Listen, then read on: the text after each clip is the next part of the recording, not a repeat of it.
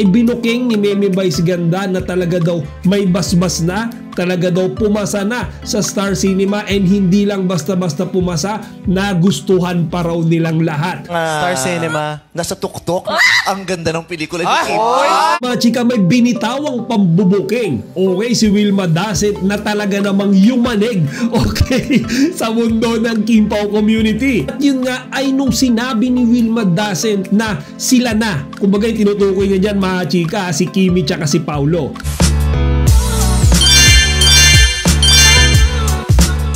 Magandang araw mga chika, Rigel po ulit ang Chika Patrol. Bago tayo magsimula mga chika, inaanyahan ko muna kayong mag-subscribe dito sa ating munting channel para palagi kayong updated sa mga latest at nagte-trending ng mga showbiz balita. Today is Tuesday, so let's have some quick Kim Chiu and Kim Pao update today mga kachika. At simulan nga natin yan dito sa usapan ni Meme Vice Ganda at ni Kim Chiu sa episode kahapon ng It's Showtime. Ngayon mga chika, hindi ko to natakil kahapon pero ngayon talakayin natin yung sinabi ni Meme Vice Ganda sa ating Chinita Princess yesterday mga kachika, na talaga namang kinagiliwan ng madlang people, particularly ng mga Kim Pao fans. Kasi mga chika, si Meme Vice Ganda ay nagbigay ng todo-todong papuri, okay, dito sa trailer ng My Love Will Make You Disappear. Okay, so kahapon mga kachika, first time officially na nagsalita si Meme Vice Ganda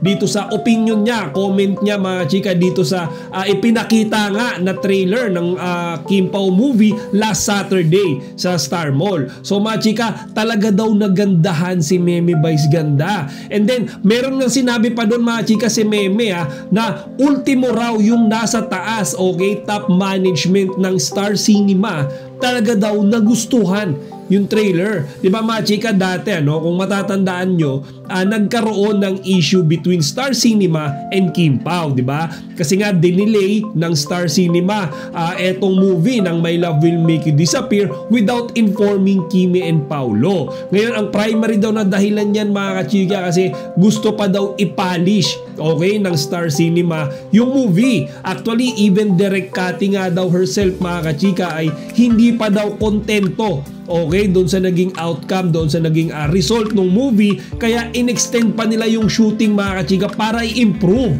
So ngayon mga kachika, ibinuking ni Meme Vice Ganda na talaga daw may basbas na, talaga daw pumasa na sa Star Cinema, and hindi lang basta-basta pumasa, nagustuhan pa raw nilang lahat. Okay, so mga chika, we're talking here with the top management hindi yung mga nasa baba or nasa middle, yung mga pinakamatataas na posisyon na sa Star Cinema yan. It simply means yan yung mga talagang magaling sumuri ng mga pelikula, magaling mag-critic. So yan mga kachika, nakakatuwa dahil nagustuhan nga yan ng management ng Star Cinema. And then meron ding ibinuking doon mga kachika si Meme Vice Ganda, kung saan sinabi niya na talaga nga daw nakakakilig at kitang-kita mga kachika, kina Kimi ka kay Paulo, baga damang-dama nilang dalawa na bet nila yung isa't isa mga chika.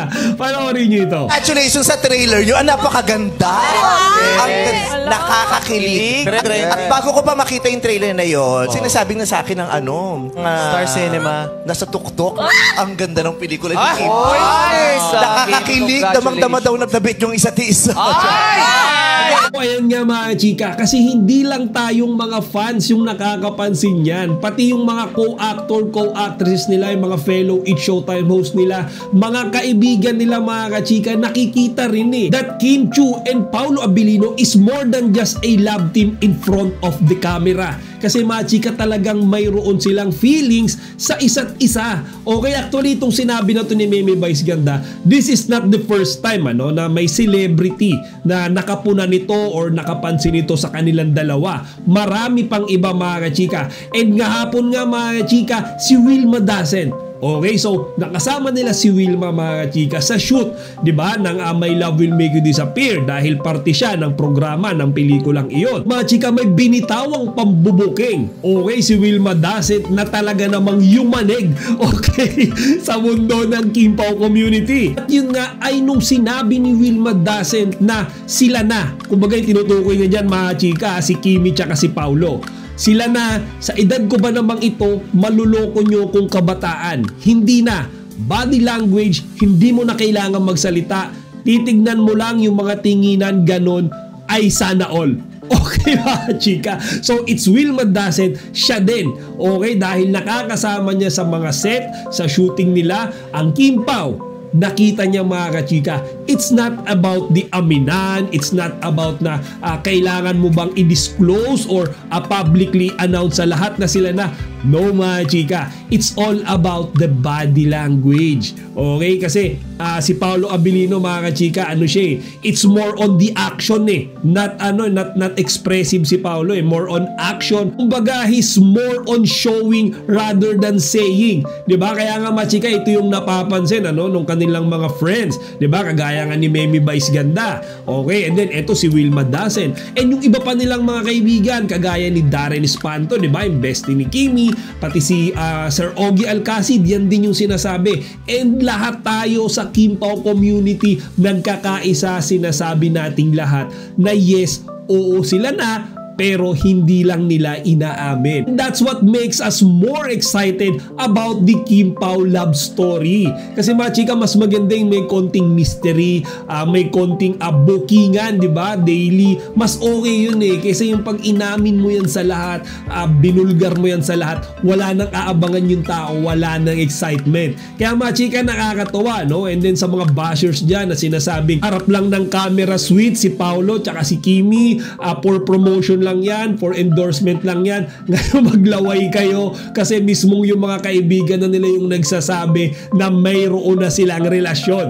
Okay? Actually mga chika, yesterday din ito sa episode din ng It's Showtime. Hindi ko to napanood. I'm not sure kung napanood nyo to, pero nakita ko lang ito sa isang Kim Pao fan page kung saan inaasar nila, okay, si Kimi tsaka si Paolo about a certain song. Okay? Doon nga sa kantang ito mga kachika, sinasabi rin nila na si Memi Vice Ganda raw yung kumakanta niyan. Though hindi ko sure mga kachika sa lyrics mga kachika ng kantang yan. Ang sinasabi kung ako ay mag-aasawa, ang pipiliin ko. Okay, and then huminto yung kanta mga chika, and then nagtanong si Kimi, biglang tinuloy yung kanta mga chika, si Paolo Abilino. Ngayon mga chika, yung reaction ni Kimi dyan parang nagulat, na-shock, kasi hindi niya ina-expect maririnig niya yung pangalan ni Paolo. Asawa, pipiliin ko, si Paolo Abilino.